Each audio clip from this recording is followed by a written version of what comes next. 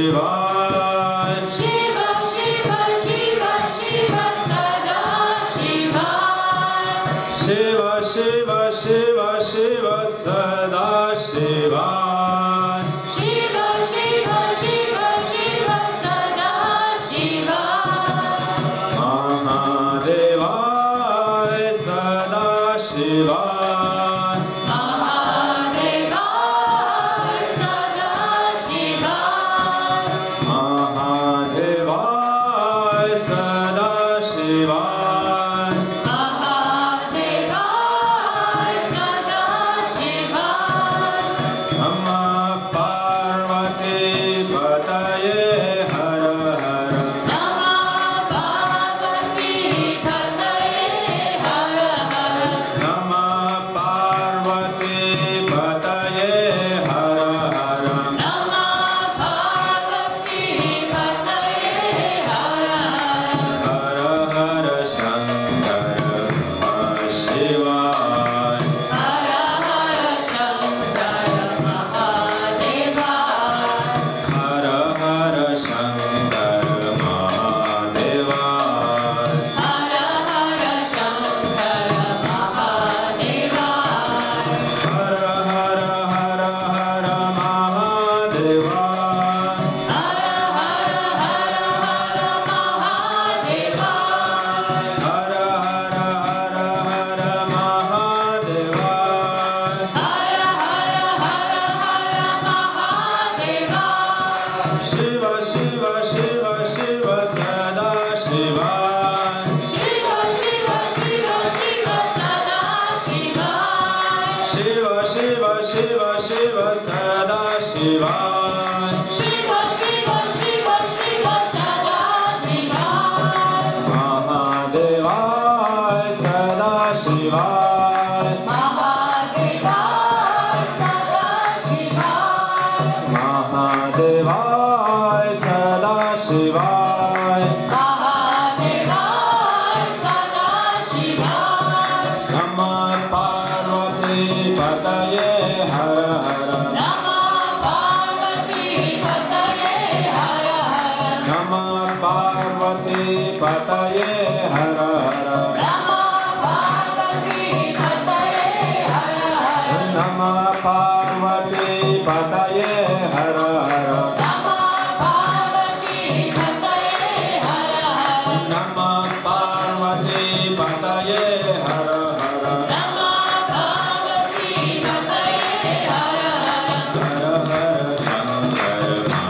महादेवाय हर हर शंकर महादेवाय हर हर शंकर महादेवाय हर हर शंकर महादेवाय नमः पार्वती पतये हर हर नमः पार्वती पतये हर हर नमः पार्वती पतये हर हर नमः पार्वती पतये हर हर हर हर शंकर महादेवाय हर हर शंकर महादेवाय हर हर शंकर महादेवाय हर हर शंकर महादेवाय नमः पार्वती पतये हर हर नमः पार्वती पतये हर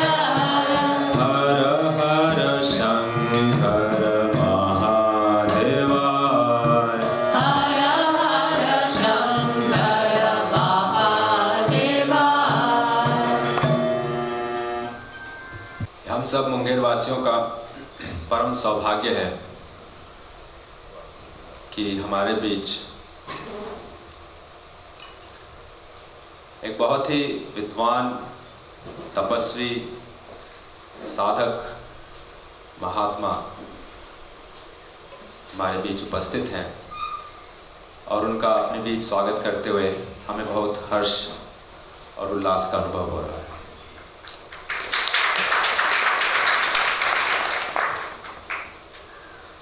हमारे अपने परमहंस स्वामी संवेदानंद सरस्वती जी नासिक से आए हैं। नासिक में इनका कैलाश धाम मठ है, संस्था है, जो वहाँ पर अनेक आध्यात्मिक उत्थान और सामाजिक कल्याण के कार्य करती है। स्वामी जी महाराज आवाहन अखाड़े के महामंडलेश्वर भी हैं और देश भर में अनेक तीर्थ स्थानों पर यात्राएं करते हैं,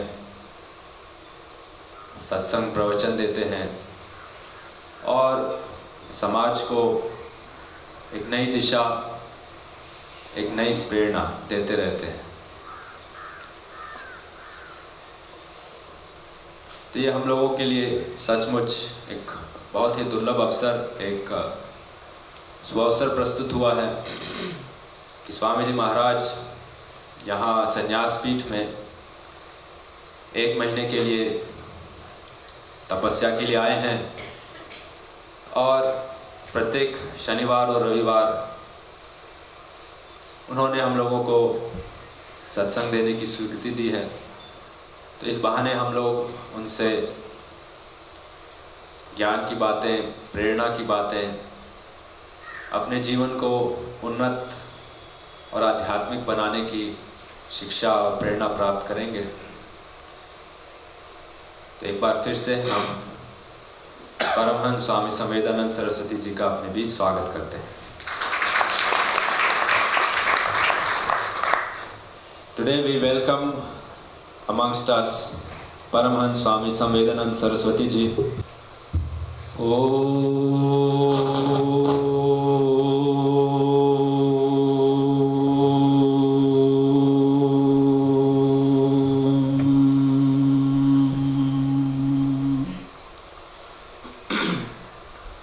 पूर्णमदः पूर्णमिदं पूर्णात् पूर्णमुदच्यते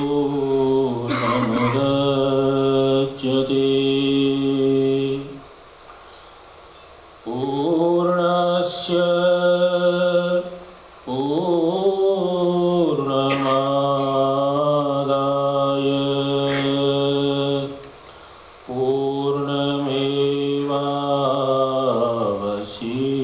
पूर्णमेवावशिष्यते।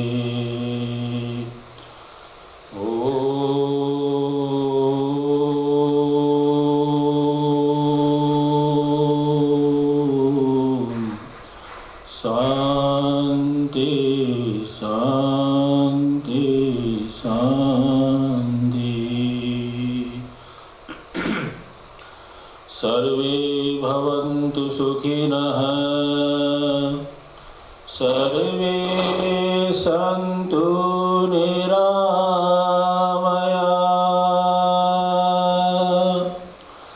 सर्वे भद्राणि पश्यन्तु, मा कश्चित् दुःखभाग् भवेत्।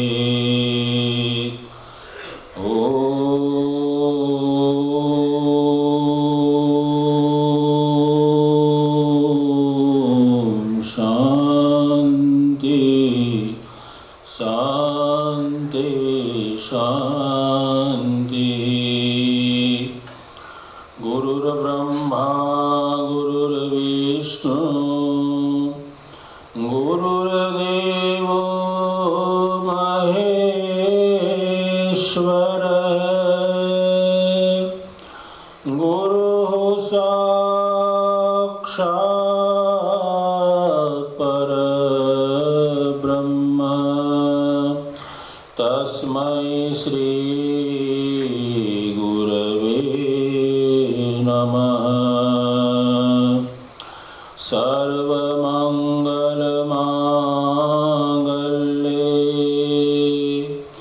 शिवे सर्वार्थसाधिके,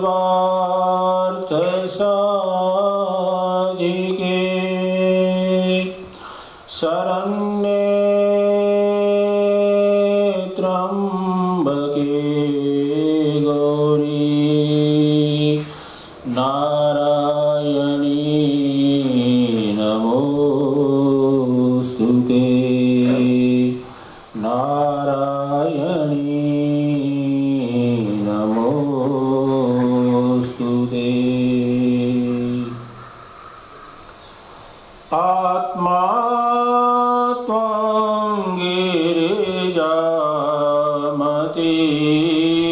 सहचरा प्राणा शरीरं गृहम् पूजाते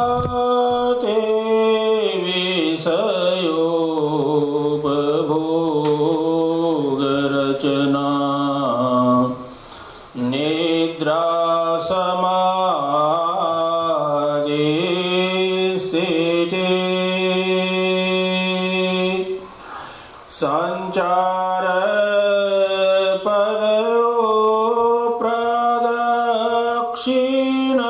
विधि स्तोत्राणि सर्वागिरो यद्यत् कर्म करोमि तदखिलं शम्भो तवाराधनम् शम्भो तवाराधनम् शम्भो तवाराधनम्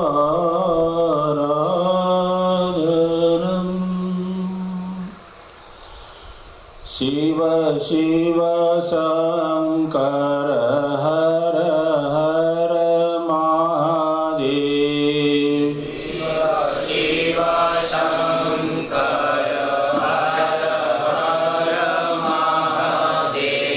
शिव शिव शङ्कर हर हर महादेव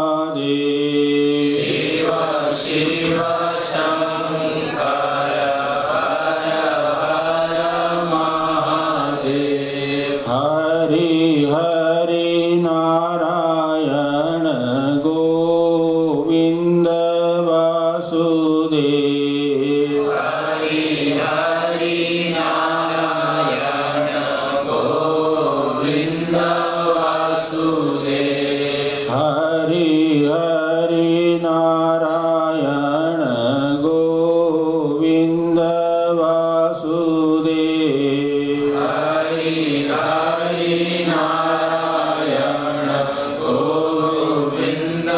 वासुदेव शिव शिव शङ्कर हर हर महादेव शिव शिव शङ्कर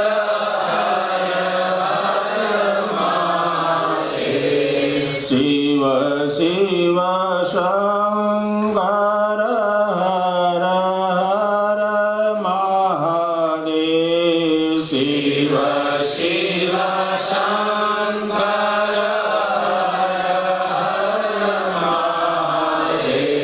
हरि हरि नारायण गोविन्द वासुदेव हरि हरि नारायण गोविन्द वासुदेव हरि हरि नारायण गोविन्द वासुदेव हरि हरि नारायण गोविन्द वासुदेव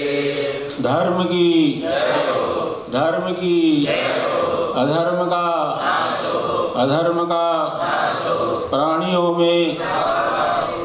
प्राणियों में सद्भावना हो प्राणियों में धर्म का सोने वालों जो जाग रहे हैं वो भी जागे सोने वालों जरा जोर से बोलो सोने वालों नहीं आने वालों को प्रेम से बुलाइए आओ संन्यास पीठ में पधारो नहीं आने वालों नमः पार्वती पते हर हर हर महादेव हर परम पूज्य श्रोत्रिय ब्रह्मनिष्ठ अनंत श्री विभूषित ब्रह्मलीन परमाचार्य स्वामी जी के श्री चरणों में वंदन करते हुए इस गौरवमयी परंपरा के श्री चरणों में वंदन करते हुए श्रद्धेय तपोनिष्ठ योगनिष्ठ सरल हृदय के सहनशाह मधुर स्वभाव ऐसे हमारे अग्रज स्वामी निरंजनानंद जी महाराज और सभी सन्यासी वृंद जो यहाँ बैठे हुए हैं, मुंगेर वासी, ये परम सौभाग्य है कि हम उस धरा के ऊपर बैठे हुए हैं जिस धरा के ऊपर किसी वक्त दानवीर कर्ण का साम्राज्य यहाँ हुआ करता था। हम उस धरा के ऊपर बैठे हुए हैं जहाँ से पतित पावनी माँ गंगा निरंतर प्रभावित हो रही है। हम उस धरा पे बैठे हुए हैं जिस धरा पर भगवान भोलेनाथ का बहुत ही विशाल मंदिर है। यहाँ के ऊपर माँ भगवती जगदम्बा का बहुत ही सुंदर स्थान है यहाँ के ऊपर। और आप देख रहे हैं जो हमारे पार्श्व भाग में पीछे की तरफ भगवान त्र्यंबकेश्वर विराजमान है। यहाँ पे ये भगवान त्र्यंबकेश्वर की ब्रांच है। संन्यास पीठ या मुंगेर जो है ये भगवान त्र्यंबकेश्वर जी की ब्रांच है। यहाँ साक्षात विराजमान है, वो साक्षात विराजमान है यहाँ के ऊपर। नारायण इस घोर कलिकाल के अंदर जहां आप देख रहे हैं व्यक्ति बहुत भयभीत है, बहुत डरा हुआ है। अगर इस वातावरण से कोई बाहर हमें निकाल सकते हैं तो वो केवल मात्र भगवान भोलेनाथ है, भगवान शिव है, जिनकी हम आराधना करें। शिव शब्द का अर्थ होता है जो सबका कल्याण करे। एक नाम भगवान शिव का हर है, हरतीति दुखानी, जो सब दुखों का हरण कर लेवे, उनका नाम हर है। ऐसे भगवान भोलेनाथ की आराधना हमारे सभी देवी देवताओं ने, सभी ऋषि मुनियों ने, कोई ऐसा देवता नहीं जिसने भगवान शिव की आराधना न की हो।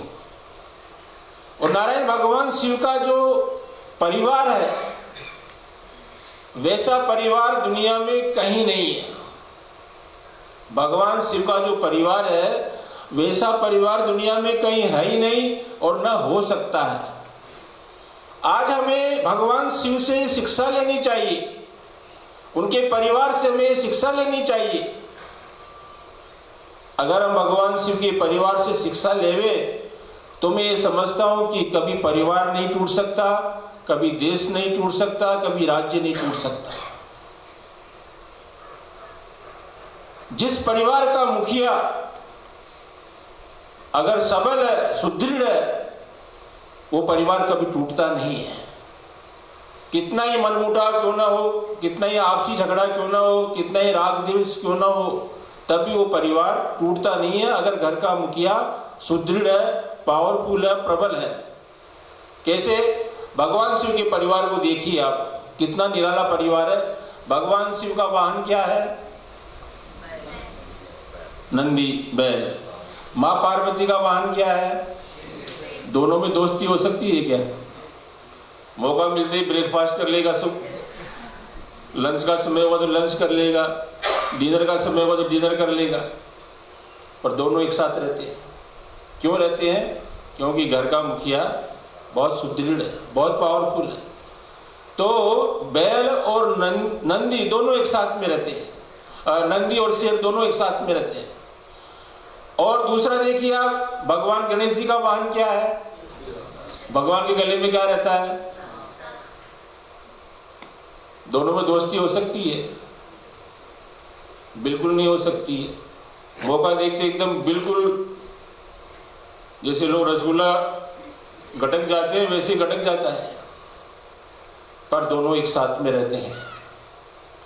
कार्तिकेय का वाहन क्या है? मोर, और वो क्या खाता है? वो भी सांप खाता है, वो भी वहां साथ में रह रहे हैं।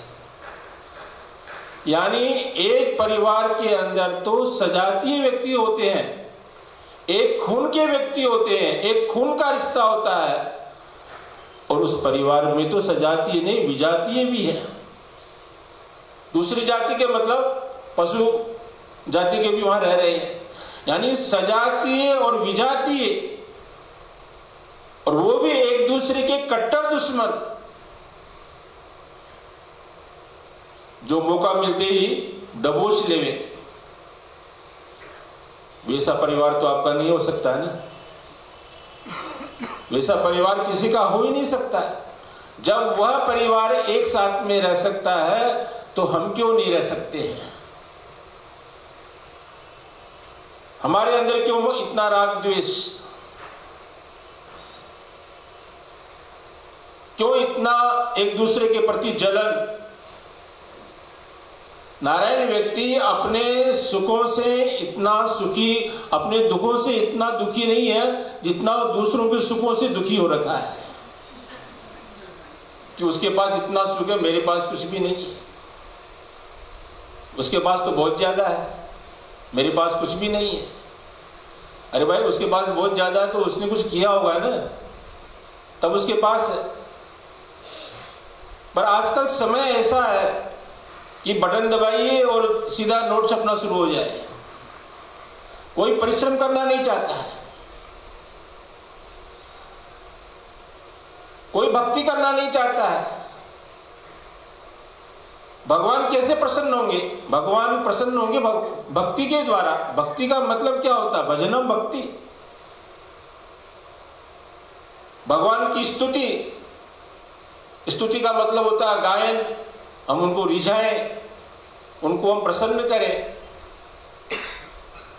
कितने लोग हैं संसार में ऐसे जो भगवान को बैठ करके रिझाते हों। भगवान के पास तो ऐसे बैठते हैं जैसे ओलंपिक की दौड़ में कोई दौड़ता है ना, वैसे आके बैठते हैं। तुरंत चंदन लगाया, टीका लगाया। टीका भी सोम जी ऐसी जगह लगाते हैं, यहाँ लगाना चाहिए तो बहता बहता यहाँ आ जाता है नाक पर, क्योंकि ध्यान कहीं और रहता है, मन कहीं और है। तो पूजा कैसी होगी? पूजा में तो जब तक सर्वतो भावे न समर्पित होकर के हम अपने आराध्य को नहीं रिझाएंगे तो कैसे प्रसन्न होगा? नारायण, आप किसी कार्य के लिए अधिकारी के पास चले जाते हैं, अच्छी बढ़िया मिठाई शहर की लेके जाते हैं, बढ़िया गुलदस्ते लेके जाते हैं, क्या कभी ईश्वर के लिए लेके जाते हैं? क्या कभी भगवान के लिए लेके जाते हैं उनको रिझाने के लिए? जब एक संसार का सामान्य व्यक्ति को आप प्रसन्न करने के लिए अच्छी से अच्छी वस्तुएं लेके जाते हैं, पर भगवान के लिए, भगवान की खाने की सुपारी अलग और भगवान की सुपारी अलग।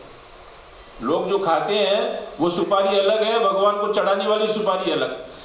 आप लोग जो कपड़े पहनते हैं वो अलग, भगवान को चढ़ाने वाले कपड़े अलग। यानी भगवान को चढ़ाएंगे कपड़े ऐसे जो आर पार दिखाई दे,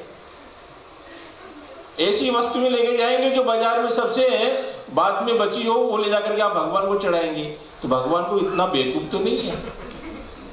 भगवान क्या नहीं समझता क्या? अरे जिसने दुनिया को बनाया है आप उसको बनाएंगे क्या?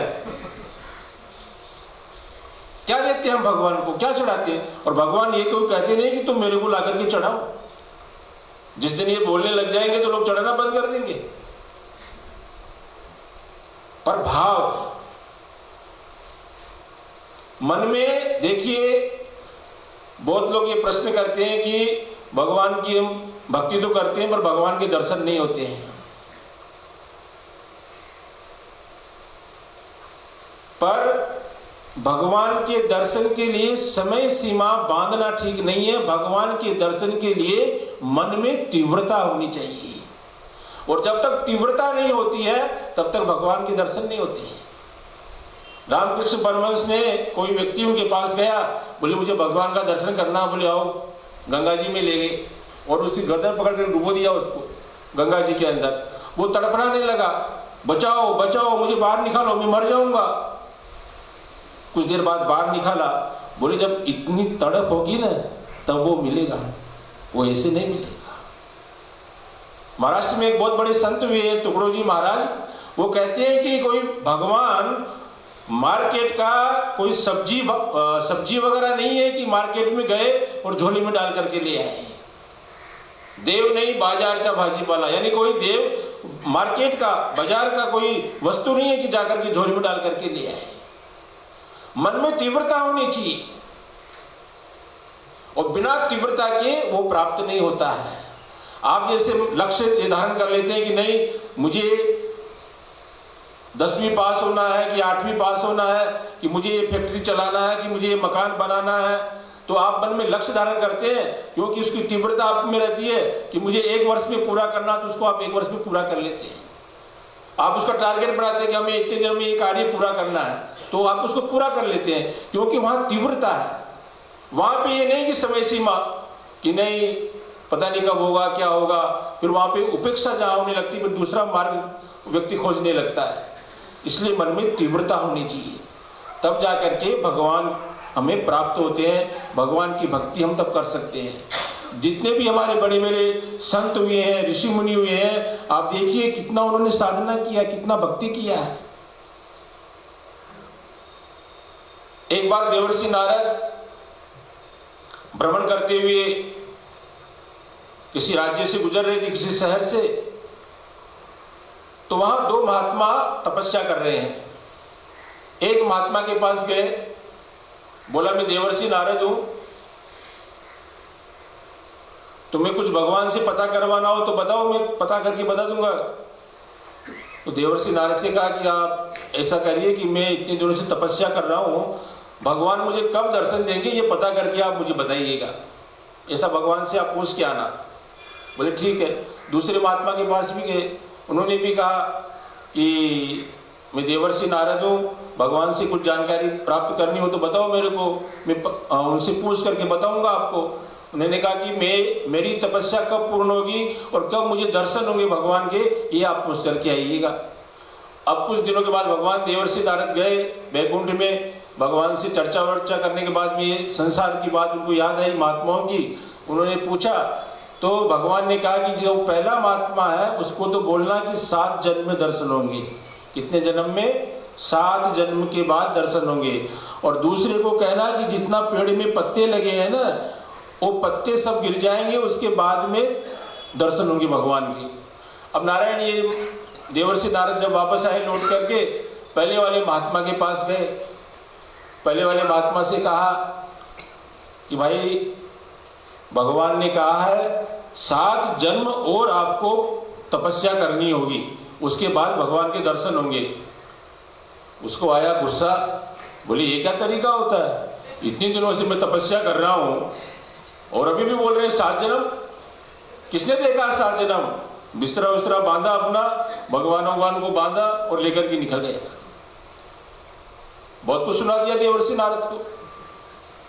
अब देवर्षि नारद ने सोचा कि जब इसने इतना सुना दिया मेरे को भगवान को, वो दूसरा वाला तो मेरे को डंडा लेके मारेगा, क्योंकि दूसरे वाला तो और भी ज्यादा कठिन है उसका। तो उसने तो कहा कि जितना पेड़ में पत्ते हैं, भगवान ने कहा है जितना पेड़ में पत्ते हैं उतना जन्म लेना पड़ेगा तब दर्शन होगा, वो तो मेरे को मारेगा डंडा लेकर के। फिर भी देवर्षि नारद गए वहां के ऊपर और जाकर के कहा, क्या कहा भगवान ने? देवर्षि नारद एक बार तो बैठ गए नीचे, फिर सोचा कि कहीं भागने का मौका न मिले, वापस खड़े हो गए। खड़े होके बताता हूँ ताकि अगर मारा भी तो भाग जाऊंगा मैं यहाँ से।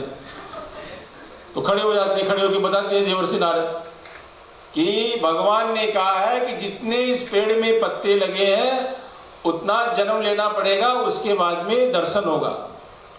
नारायण वो भक्त नाचने लगा, वो महात्मा नाचने लगा, बोले वाह क्या बात है। मैं अनंत अनंत कालों से इस संसार चक्र के अंदर फंसा हुआ हूं। कम से कम भगवान ने एक समय सीमा तो बांध दी कि जितने पत्ते हैं उसके बाद जन्म लेना पड़ेगा, उसके बाद तो मुझे दर्शन होंगे। कितनी बड़ी मेरे पे कृपा किया उन्होंने, कितना बड़ा अनुग्रह है। मैं आपको बारंबार प्रणाम करता हूं। हे देवर्षि नारद, आपने मेरे पे बहुत बड़ा उपकार किया है। अब आप देखिए दोनों में क्या फर्क है,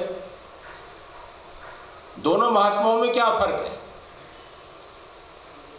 जो पहला वाला महात्मा है उसमें वैराग्य नहीं है, और बिना वैराग्य की ज्ञान की प्राप्ति नहीं होती है। वैराग्य तो होना चाहिए। अगर आप अभी घर छोड़ करके यहां नहीं आते, भले 1 घंटे के लिए आए हैं, आप 2 घंटे के लिए आए हैं, तो कम से कम वैराग्य तो है, घर छोड़ करके आए, ये भी एक वैराग्य है। तो बिना वैराग्य के ज्ञान की प्राप्ति नहीं होती है। उस महात्मा को वैराग्य नहीं था, वो केवल बस ये कि मुझे भगवान मिल जाए, जल्दी भगवान की मुझे प्राप्ति हो जाए, बिना परिश्रम के बिना कष्ट के मुझे भगवान मिल जाए। और ये आजकल संसार में हो रहा है। लोग ये सोचते हैं कि बिना कष्ट के हमें सब कुछ मिल जाए, बिना परिश्रम के हमें सब कुछ मिल जाए, कुछ परिश्रम नहीं करना पड़े। और नारायण बिना परिश्रम के बिना कष्ट के व्यक्ति का उत्थान हो भी नहीं सकता है। जब तक व्यक्ति के जीवन में संघर्ष नहीं आएंगे तब तक व्यक्ति आगे बढ़ नहीं सकता है। संघर्ष तो व्यक्ति को, जैसे सोना है, सोने को जितना अग्नि में तपाते हैं उतना ही उसमें चमक आती है। वैसे अगर जीवन में हमारे संघर्ष भी आते हैं, परिश्रम आता है, तो वो हमारे जीवन को चमकाएंगे। वो ये नहीं कि बिस्तरा बांध करके भाग जाने का। बिस्तरा बांध के भागने वालों को हमारे यहाँ कहते हैं रण छोड़ रहा है। तो जो समय निर्धारित है, जो भी कार्य हमें करना है, तो उससे भागना नहीं है, पलायन नहीं करना है। उसको बोलते हैं, अच्छे शब्दों में भगोड़ा बोलते हैं। रण छोड़ रहा है तो एक अच्छा संस्कृत शब्द हो गया, पर जो अपने कार्य को छोड़ करके जो भाग जाता है वो भगोड़ा कहलाता है। जैसे आर्मी के अंदर होता है, उसकी कोई उसको अच्छा नहीं मानते उसको। और दूसरा महात्मा था, उसने भगवान को वैराग्य पुरस्सर होकर के भगवान की भक्ति उसने किया, भगवान की उसने आराधना किया कि कोई बात नहीं, इतने सारे पत्ते हैं, ये भी धीरे धीरे खत्म हो जाएंगे, अंत में तो मुझे भगवान के दर्शन होंगे। और नारायण भगवान उसी समय उसके पास प्रकट हो जाते हैं और उसको दर्शन देते हैं, उस दूसरे महात्मा को। तो ये तीव्रता पैदा कैसे होगी हमारे अंदर? तीव्रता पैदा कैसे होगी? तो पैदा होगी श्रवण के द्वारा। जब हम भगवान की कथाओं का श्रवण करेंगे, भगवान की कथाओं का गुणानुवाद करेंगे, कथाओं का श्रवण करेंगे, कीर्तन करेंगे, तब जाकर के हमारे अंदर ये भाव पैदा होगा। बिना श्रवण के ये भाव पैदा नहीं होता। और नारायण जो भक्ति है वो 9 प्रकार की है। श्रवणम, कीर्तनम, विष्णु स्मरणम, पाद सेवनम, अर्चनम, वंदनम, दास्यम, सख्यम, आत्मनिवेदनम। उसमें पहली भक्ति है श्रवण। तो हमें श्रवण करना होगा। जैसे कि आजकल आप देखते होंगे मार्केट के अंदर न्यूज़पेपर छपता है, उसके अंदर आधा तो कम से कम एडवर्टाइज होता है, आधा पेपर तो एडवर्टाइज होता है, थोड़े बहुत उसमें अच्छे समाचार होते हैं, बाकी कुछ होता नहीं है। तो वो एडवर्टाइज किसका करते हैं?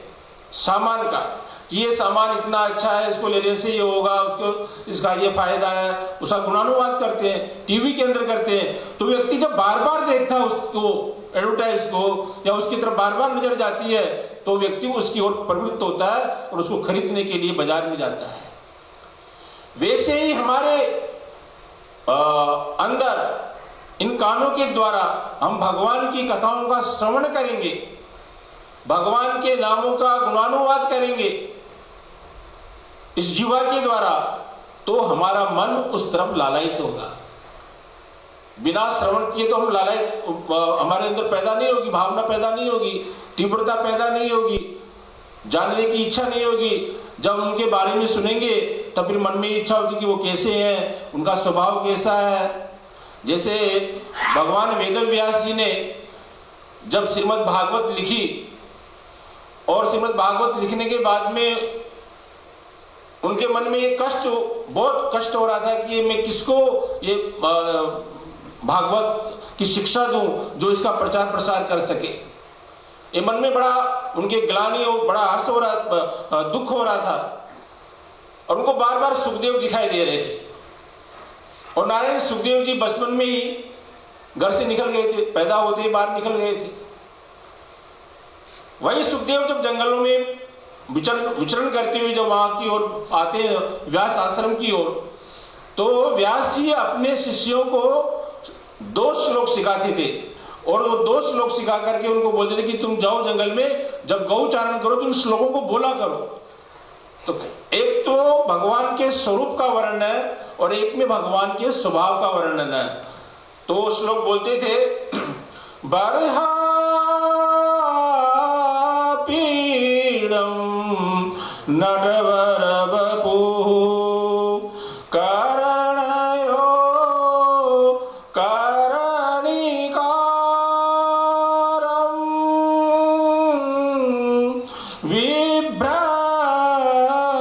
विभ्रादवास कनक कपिसं वैजयतीं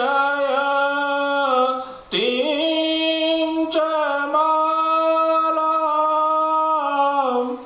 रन्ध्रान्वेणो राधारसुधया पूरयन्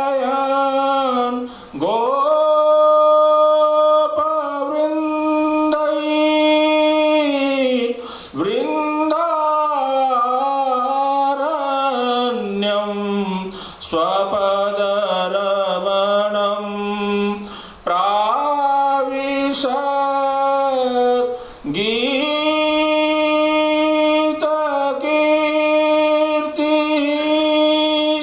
इस श्लोक का वर्णन करते, उच्चारण करते थे उनके शिष्य। इस श्लोक के अंदर भगवान के स्वरूप का वर्णन कि भगवान कैसे हैं।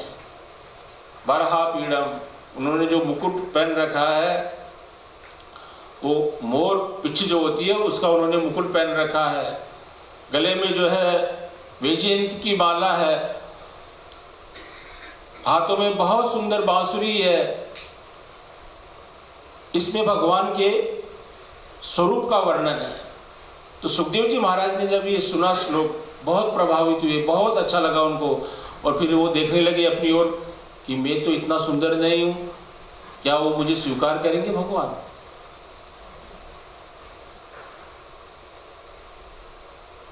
तो उन शिष्यों ने जाकर के कहा गुरुदेव से कि आज मुझे एक बहुत ही दिव्य महात्मा मिले हैं जंगल में, बिल्कुल नग्न अवस्था में है। और हमने ये जो श्लोक बोला तो हमको बुलाए और बोले कि हमारे पास बैठो। हमने एक बार सुनाया, फिर बोले वापस सुनाओ, फिर सुना, फिर बोले वापस सुनाओ। और इसे सुनते सुनते वो समाधिस्थ हो गए। तब व्यास जी को लगा कि लगता है सुखदेव ही होंगे। और ये विचार कर रहे होंगे कि मेरा श्याम सुंदर इतना सुंदर है, मैं तो इतना सुंदर नहीं हूं, वो मुझे कैसे स्वीकार करेंगे। तब उन्होंने दूसरा श्लोक सिखाया अपने शिष्यों को और कहा कि आज तुम जाकर के इसका उच्चारण करना, इसका गान करना। दूसरा श्लोक था, अहो बकीयं स्तनकालकूटं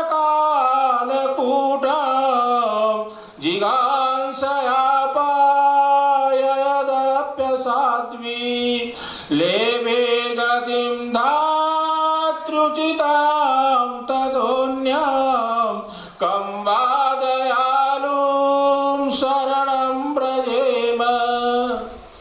इस श्लोक के अंदर भगवान के स्वभाव का वर्णन है। भगवान कैसे है कि पूतना जो उनको मारने के लिए आई थी, काल पुट विष अपने वक्षस्थल पे लगा के लेके आई थी कि मैं भगवान को आज मैं कृष्ण को मार दूंगी, ये भाव जो लेकर के आई थी, उसको भी कौन सी गति दी? माँ की गति दी उन्होंने, और उसको भी मुक्त कर दिया। जब उन्होंने ये भाव उस श्लोक के सुखदेव जी ने सुने तो उन्होंने कहा कि नहीं नहीं, वो जरूर मुझे भी अपनाएंगे। और कहा उन्होंने कि मुझे ले चलो अपने गुरुदेव के पास में। उनको नहीं मालूम था कि व्यास जी के शिष्य हैं। और नारायण जो भी व्यास जी के पास पहुंचते हैं, व्यास जी तो इतने प्रसन्न हो जाते हैं कि मेरी जो तपस्या थी, साधना थी, जो मैंने इतना बड़ा ग्रंथ बनाया है, ये सब तुम्हारे लिए तो बनाया है। बोले कितनी अच्छे अच्छे श्लोकों की रचना की आपने। तब उन्होंने कहा कि मैं 2 श्लोक नहीं, तुम्हारे लिए मैंने 18,000 श्लोक बनाए हैं। तो ये मैं कह रहा था कि कैसे प्रवृत्त हुए सुखदेव जी व्यास जी के प्रति, भगवान के प्रति, जब उनके श्रवण के द्वारा, जब उनके स्वभाव के बारे में सुना, जब उनके स्वरूप के बारे में सुना। तो जब तक हम श्रवण नहीं करेंगे तब तक हम आगे प्रवृत्त नहीं हो सकते हैं। और श्रवण जो है ये हमारी पहली भक्ति है। हम लोग क्या श्रवण करते हैं इन 24 घंटों के अंदर? संसार की बातें, उसने ऐसा कर दिया, फलाना ने ऐसे कर दिया, वहाँ ऐसा हो रहा है, इधर ऐसा हो रहा है। हम भगवत चर्चा कितने घंटे करते हैं या कितनी देर करते हैं? आप अगर हिसाब लगाएंगे ना तो उंगलियों में भी गिन सकते हैं आप कि इतनी देर हम भगवान की भक्ति करते हैं, इतनी देर हम भगवान की चर्चा करते हैं। तो नारायण वो कैसे प्रसन्न हो जाएगा? श्रीमद् भागवत के अंदर ही आता है कि जब व्यक्ति गर्भ के अंदर रहता है, मैंने कई डॉक्टरों से पूछा स्वामी जी कि जब व्यक्ति शिशु जब गर्भ में रहता बालक, तो उसके दोनों हाथ जुड़े हुए रहते हैं। और भागवत में है गर्भस्तुति, नाम ही है गर्भस्तुति। वहाँ बालक स्तुति करता है भगवान से कि मुझे आप यहाँ से बाहर निकालो जल्दी, मैं यहाँ बहुत परेशान हो रहा हूँ, मुझे यहाँ बहुत कष्ट है। कहते हैं कि उसको इतना ज्ञान कैसे वहाँ के ऊपर जो स्तुति कर रहा है संस्कृत में? तो कहते हैं कि भगवान की विशेष कृपा के द्वारा उसको पूर्व जन्म में मैं क्या क्या था ये सब उस समय उसको मालूम होता है वहाँ के ऊपर गर्भ के अंदर, कि मैं पहले गधा घोड़ा क्या था, वो सब वहाँ के ऊपर पूरी पिक्चर उसको दिखाई देती है।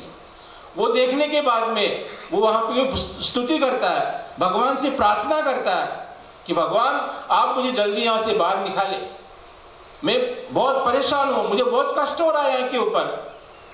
और वह हाथ जोड़ करके प्रार्थना करता है, पर अफसोस की बात है जो ही गर्भ से बाहर आता है दोनों हाथ अलग अलग हो जाते हैं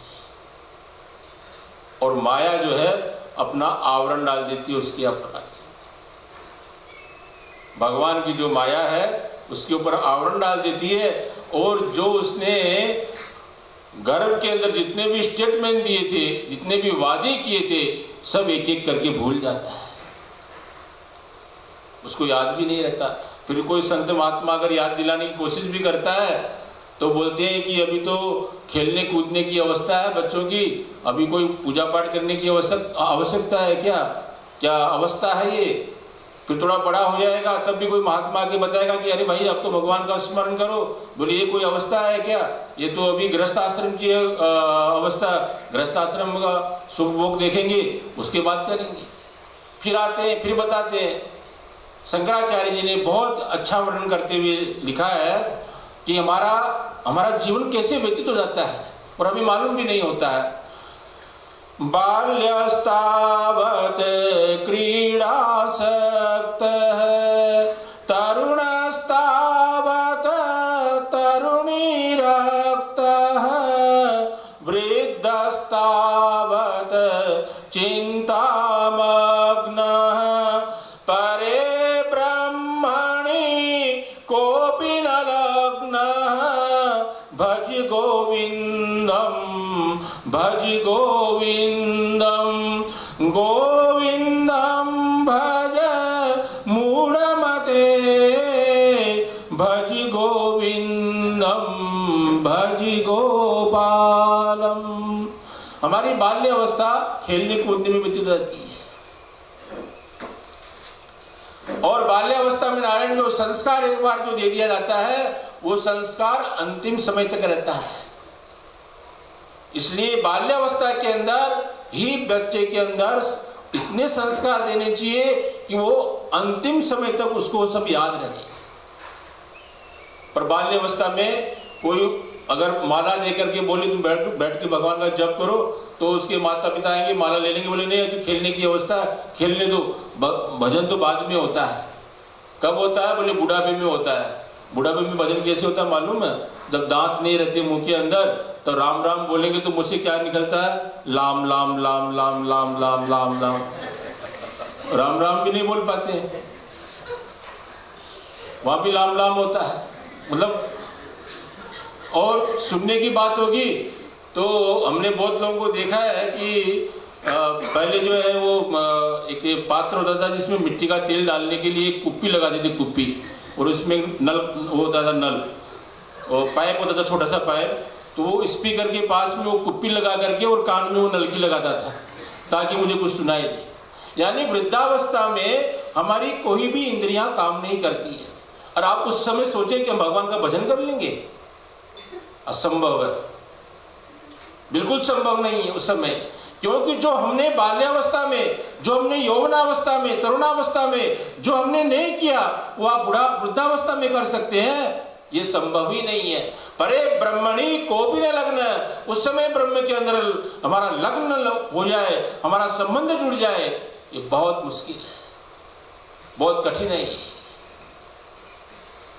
इसलिए शंकराचार्य जी कहते हैं भज गोविंदम भज गोविंदम गोविंदम भज मूढ़मते। ये वाराणसी की घटना है, काशी की घटना है। तो एक वृद्ध व्यक्ति वहां के ऊपर बैठ करके एक व्याकरण की एक वर्ब है उसको याद कर रहा था, डुक्रिय करने डुक्रिय करने डुक्रिय करने। तो उसको उपदेश देते हुए इस बात को कह रहे हैं कि एक वृद्ध व्यक्ति, अब ये तुम जो है डुक्रिय करने तुम्हारी रक्षा नहीं करेगी, अब तुम्हारी रक्षा तो भज गोविंदम गोविंदम भज मूढ़मते। अब तो तुम भगवान की भक्ति करो, भगवान का स्मरण करो। तो श्रवण करना चाहिए, बिना श्रवण के द्वारा हमारी प्रवृत्ति उस ओर होगी नहीं। और श्रवण जब हम करेंगे तो निश्चित रूप से हमारे मन में भाव जागृत होगा कि वो कैसे हैं, उनका स्वभाव कैसा है, उनका स्वरूप कैसा है, जानने की जिज्ञासा होगी। और जब जिज्ञासा होगी तब हम आगे की ओर बढ़ेंगे। इसलिए श्रवण के द्वारा, इन श्रोत्रेंद्रिय यानी इस कान के द्वारा हमें वो सुनना चाहिए जिसके द्वारा हमारे को हमको शांति मिले, हमें मन के अंदर ज्ञान की प्राप्ति हो, हमारा अज्ञान दूर हो और हमारे दुखों की निवृत्ति हो और हमें सुख की प्राप्ति हो। इस श्रवण के द्वारा आपको मिल सकता है और श्रवण के द्वारा ही हम उस ईश्वर के बारे में जान सकते हैं। इसलिए पहली भक्ति है श्रवण। खूब श्रवण करना चाहिए। जहाँ भी भगवान की कथाएं होती है, रोज यहाँ आश्रम के अंदर सुबह शाम पाठ होता है, भगवान का स्तोत्रों का गायन होता है, उनका श्रवण करना चाहिए।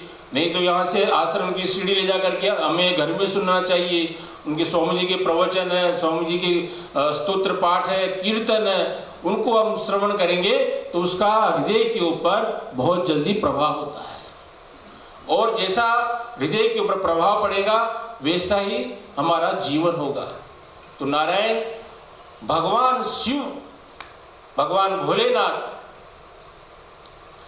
उनको प्राप्त करने के लिए, उनको भजने के लिए पहले हमें श्रवण की ओर बढ़ना पड़ेगा। जब हम श्रवण कर लेंगे तो हम निश्चित रूप से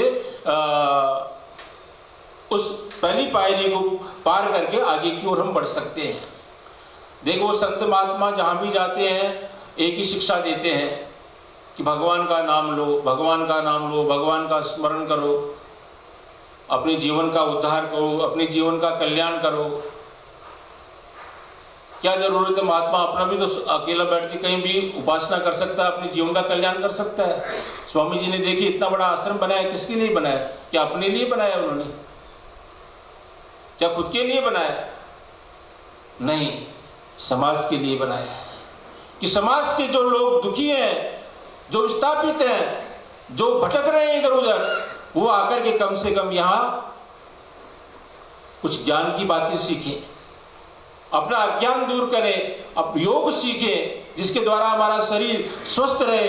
शरीर माध्यम खलु धर्म साधनम, सबसे पहला जो हमारा ये होना चाहिए नियम कि शरीर स्वस्थ रहना चाहिए। शरीर स्वस्थ रहेगा तो हम सब कार्य कर सकते हैं, अगर शरीर अस्वस्थ है तो हम संसार का कोई भी कार्य नहीं कर सकते हैं।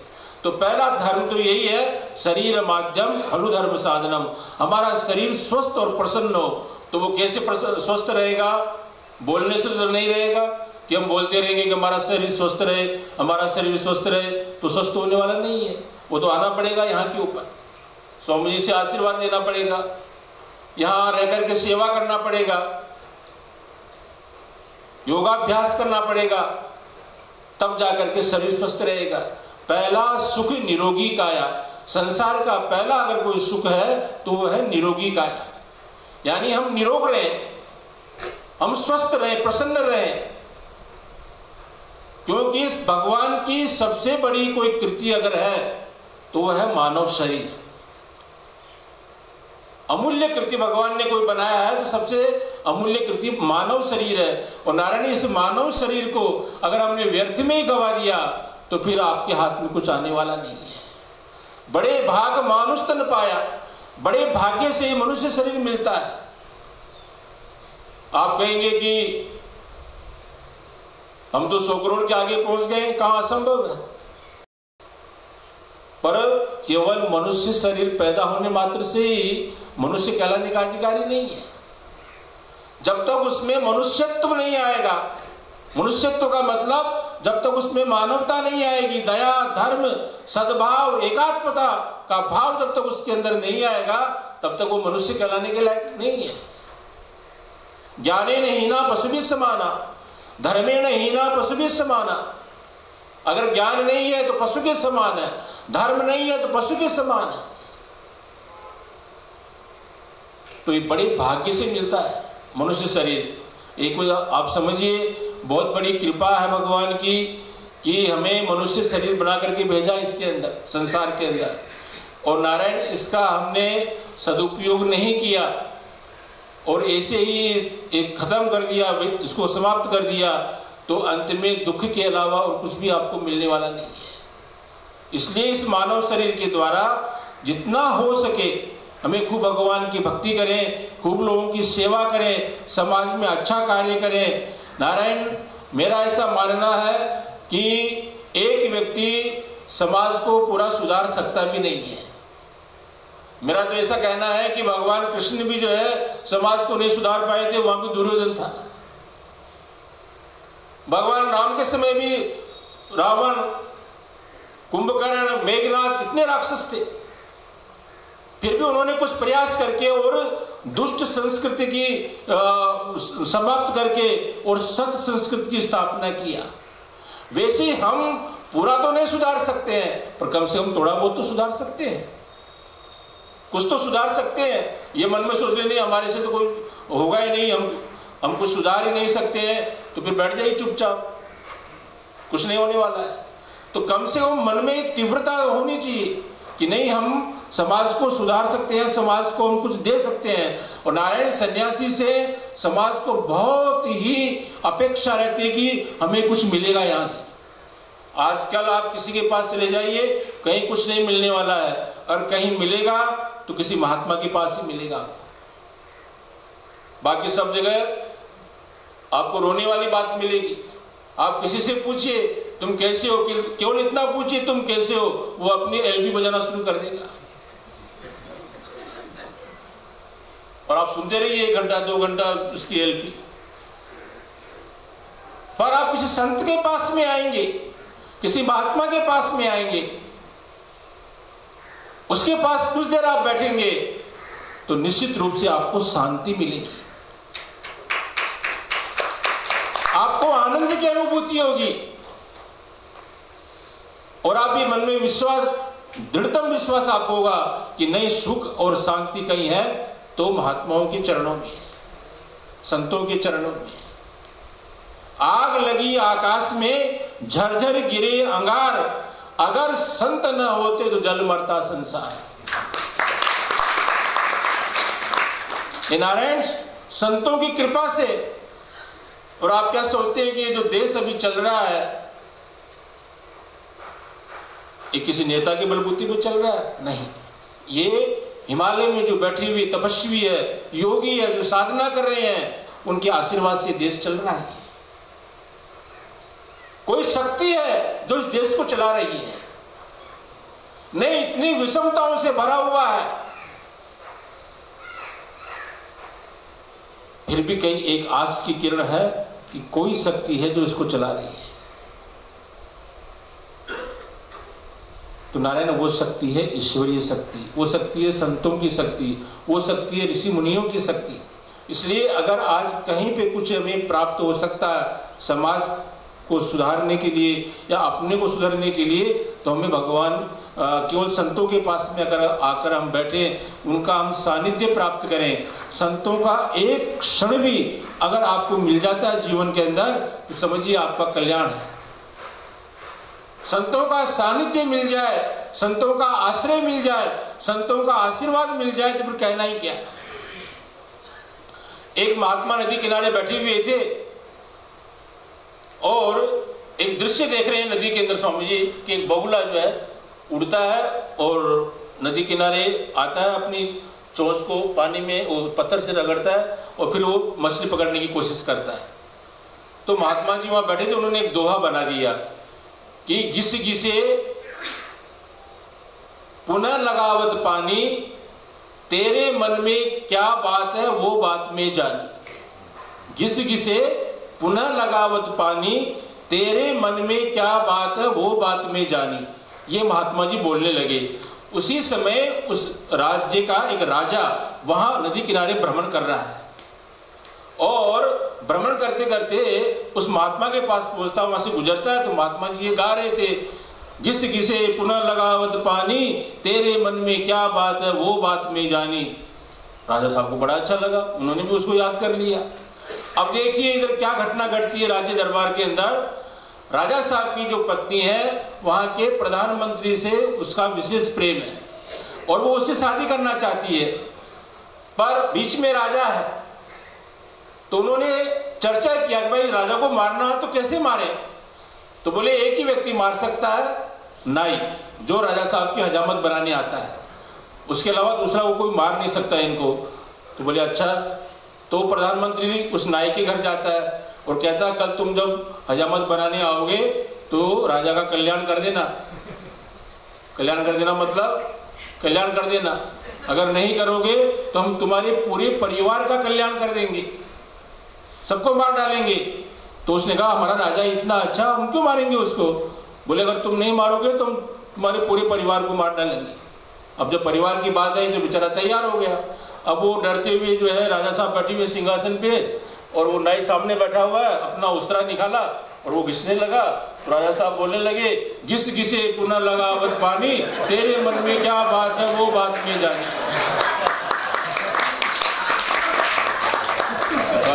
जब सुना ऐसा तो वो तो बेचारा उस्तरा छोड़ करके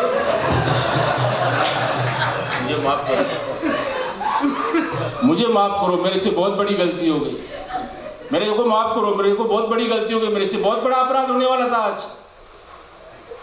तो राजा साहब बोले ये क्या बोल रहा है, बहुत बड़ा अपराध होने वाला था, बहुत बड़ी गलती हो रही मेरे से आज। बोले सारी घटना बताई उन्होंने कि ऐसा ऐसा आज कार्यक्रम था, आज आपका कल्याण होने वाला था, और आपको कैसे मालूम हुआ कि मैं आपको मारने वाला हूँ। अरे मैंने तो संत का वो थोड़ी देर सानिध्य प्राप्त किया, उस सानिध्य से मैंने वो दोहा याद कर लिया। मैं तो वो दोहा बोल रहा था कि घिस घिसे पुनः लगावत पानी, तेरे मन में क्या बात है वो बात में जाए। यानी संत का सानिध्य अगर एक क्षण के लिए भी मिल जाता है तो हमारा जीवन परिवर्तित हो सकता है। और नारायण आप कितने सौभाग्यशाली हैं, इसका आप अंदाजा नहीं लगा सकते हैं कि आपको ऐसे महापुरुष मिले, ऐसे महापुरुष जो कि दूसरे नहीं है, दूसरे है ही नहीं। आज के इस युग में तो कोई उपमा नहीं दे सकते हैं, जो चर्म चक्षुओं से जो दिखता है जो नहीं दिखता उसकी बात नहीं कर रहा हूं मैं, दूसरे ऐसे नहीं है, नहीं मिलेंगे खोजने से आपको। जो आपको मिलेंगे आपसे खींचने की बात करेंगे। इनकमिंग आउटगोइंग केवल यहां से होती है।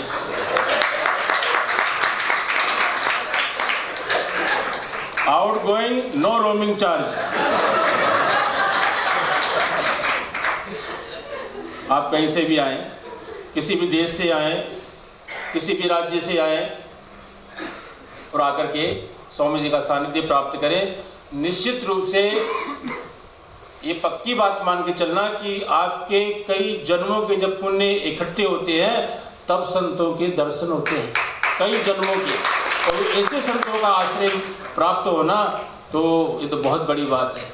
अब आप मेरे लिए, मैं अपने बारे में बताता हूँ आपको कि स्वामी जी से हमारी 1 साल पहले मुलाकात हुई थी कलकत्ता के अंदर। हम बहुत सुने थे स्वामी जी के बारे में, बहुत सुने थे और कभी मिलना नहीं हो पाया था। स्वामी जी नासिक भी पधारे थे, उस समय भी मिलना नहीं हो पाया था।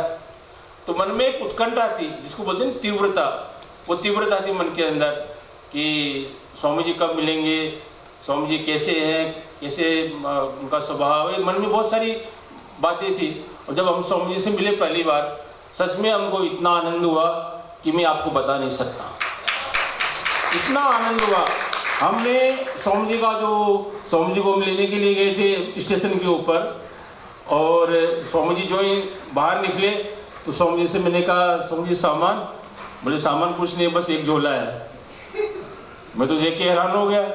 मैंने कहा सब एक झोले के अंदर सारा कुछ, सारा सामान, उसी में कपड़े, उसी में ब्रश वगैरह सारा कुछ, बोले इसी के अंदर, कोई सामान नहीं। ये कितनी बड़ी बात आप बताइए। अभी मैं अपनी बात बताता हूँ, मैं अपना सामान लेके चलता हूँ तो लोग परेशान होते हैं कि बाबा जी इतना सामान लेके चलते हैं। कपड़े हैं, भगवान की पूजा सामग्री वगैरह, तो हवाई जहाज वालों पे कृपा होती रहती है क्योंकि बहुत एक्सचेंज हो जाता है सामान हमारा। तो पर देखा स्वामी जी को तो दंग हो गए देख करके। यानी ऐसे सत्पुरुष सच में देखने को नहीं मिलेंगे। ये हमारे गौरव है, हमारे समाज के बहुत बड़े गौरव है स्वामी जी, महान विभूति है। और आप देखते हैं कितनी सरलता से रहते हैं, कितना सहजता से रहते हैं। जहां सरलता और सहजता होती है वहीं ईश्वर का वास होता है। जहां सहजता और सरलता नहीं है वहां ईश्वर का वास हो ही नहीं सकता है। भगवान जिस पे कृपा करता है तो सबसे पहले उसको सरलता देता है, सहजता देता है। और आप देखिए दया उसकी मूर्ति है, सरलता की मूर्ति है, सहजता की मूर्ति है स्वामी जी। मैंने स्वामी जी से कहा, केदारनाथ से मैंने स्वामी जी को फोन किया कि मैं 1 महीना रहने के लिए आना चाहता हूँ आश्रम में। तो स्वामी जी का जरूर, आपका आश्रम है, आप कभी भी आइए। और हमने तो कोई प्रोग्राम भी नहीं बनाया था ये पंचाग्नि साधना का। हमने स्वामी जी से कुछ बात हुई थी कि ये कार्यक्रम होगा, मैंने केवल कहा था कि मैं आऊँगा, वहाँ रहूँगा, और स्वामी जी ने सब कार्यक्रम बना दिए हमारे। हम सोच के भी नहीं आए थे कि हमको ये पंचाग्नि साधना करनी। तो ये है कृपा, इसको हर कोई नहीं समझ सकता है। ये आप करोड़ों अरबों रुपये खर्च कर देंगे ना तब भी आपको नहीं मिलने वाली है। ये अमोल है, ये अनमोल है। अहेतु की कृपा होती है, इसको बोलते हैं अहेतु कृपा। यानी जिस तरह भगवान जीव के ऊपर दया करता है, भगवान ने कभी नहीं चाहता है, या माता पिता कभी नहीं चाहते कि हमारा बच्चा कुछ गलत रास्ते के ऊपर जाए, कुछ अच्छा करे, हमेशा ये संकल्प रहता है। ऐसे भगवान भी अहेतु की कृपा करता है कि जीव के ऊपर, कि जीव हमेशा अच्छे मार्ग पे चले और मेरा आश्रय लेकर के रहे। तो स्वामी जी ने भी हमारे ऊपर अहेतु की कृपा किया है और हमको इस साधना में बैठा दिया, जो कि हम पहली बार कर रहे हैं। और सच में बहुत ही आनंद का ये विषय है, बहुत ही अद्भुत अनुभूति वहाँ के ऊपर हो रही है। भले ही थोड़ा कष्ट उसके अंदर जरूर है, पर उस कष्ट के अंदर आनंद बहुत है। बिना कष्ट के आनंद की अनुभूति भी नहीं होती है। तो भगवान से मैं आप सभी लोगों के लिए खूब खूब ये मंगल कामना करूँगा और प्रार्थना करूँगा कि भगवान आपको खूब स्वस्थ रखे, खूब स्वामी जी का आशीर्वाद आप लोगों को मिलता रहे, खूब भगवान की आप भक्ति करें, भगवान शिव की खूब आराधना करें। हम भगवान शिव के ऊपर ही कुछ दिन चर्चा करेंगे। शिव महिम्न स्तोत्र जो पुष्पदंताचार्य जी ने लिखा है, संक्षेप में मैं आपको बता देता हूँ कि एक चित्ररथ नाम के एक राजा हुए काशी के अंदर, बहुत बड़े भगवान के शिव भक्त थे वो, और रोज उनके उद्यान से सुगंधित फूलों के द्वारा भगवान शिव की पूजा होती थी। एक बार पुष्पदंत जो गंधर्व उस वायु मार्ग से ऊपर की ओर से जा रहे थे, उन्होंने उस बगीचे को देखा। बगीचे को देखने के बाद में उनके मन में भाव हुआ, कितने सुंदर फूल हैं, इन सुंदर फूलों को मैं भी तोड़ करके ले जाया करूँगा। तो नारायण वो भगवान शिव की पूजा होने के पहले वो रात को आते और उन फूलों को तोड़ करके ले जाते। राजा ने बहुत परियों से पूछा कि कौन व्यक्ति आता है, कौन फूल तोड़ के ले जाता है। बोले कोई दिखाई तो देता नहीं है, पर सुबह देखते हैं तो सब फूल टूटे हुए रहते हैं, कोई एक भी फूल नहीं बचता है। तो उनके जो मंत्री थे उन्होंने कहा कि आप एक काम करिए कि शिव निर्माल्य इस बगीचे के चारों ओर डाल दीजिए। शिव निर्माल्य किसे कहते हैं? निर्माल्य का अर्थ होता है जो भगवान शिव के ऊपर चढ़े हुए बिल्वपत्र है, पुष्प है, जो चढ़ करके जो उतार देते हैं उसका नाम है निर्माल्य। और उस निर्माल्य को कभी लांघना नहीं चाहिए। अगर रास्ते में पड़ा है तो उठा करके उसको आप माथे में लगा करके और साइड में रख दीजिए, उसको लांघ करके नहीं जाना चाहिए। उसका बड़ा प्रायश्चित करना पड़ता है, बड़ा पाप लगता है। तो शिव निर्माल्य चारों ओर डाल दिया गया। अब नारायण शिव निर्माल्य के प्रभाव से वो गंधर्व राज पुष्पदंत बगीचे में जब आया और आने के बाद जब जाने लगा तो जो ही वो शिव निर्माल्य लांघने लगा तो वो प्रकट हो गया वहाँ के ऊपर, और उसकी जो शक्तियाँ थी आकाश में उड़ने की, जो भी शक्तियाँ थी वो सारी की सारी समाप्त हो गई। और जब वो पकड़ा गया और पकड़ने के बाद में उसने भगवान शिव की आराधना प्रारंभ की। वो जो शिव की आराधना उसने किया वहाँ, उसी का नाम शिव महिम्न स्तोत्र है। कल उसके बारे में हम बतलाएंगे। आज इतना ही। ओम शांति शांति शांति शांति। हम लोग बहुत आभारी हैं स्वामी जी महाराज के कि उन्होंने इतने सरल शब्दों में भक्ति का विषय कहना प्रारंभ किया। भक्ति की पहली आवश्यकता, भक्ति की पहली शर्त, प्रथम भक्ति श्रवण को, उसके महत्व को हम लोगों के सामने रखा। बहुत ही सुबोध तरीके से, बहुत ही प्रेरक तरीके से, ताकि हम लोग भी इसके महत्व को समझ सकें, अपने जीवन में लागू कर सकें। एक बार हम सब की ओर से एक बार फिर स्वामी जी महाराज के प्रति अपना आभार व्यक्त करते हैं। और कल रविवार के दिन पुनः 9 बजे हम लोग मिलेंगे और स्वामी जी का सत्संग जारी रहेगा। जैसा उन्होंने संकेत दिया है कि भक्ति, शिव भक्ति विषय पर चर्चा करेंगे, शिव महिम्न स्तोत्र पर चर्चा करेंगे। तो आप सब लोग कल प्रातः अवश्य आइएगा, अपने इष्ट मित्रों को लेकर, अपने परिवारजनों को लेकर, और कल प्रातः 9 बजे हम लोग पुनः यहाँ मिलेंगे।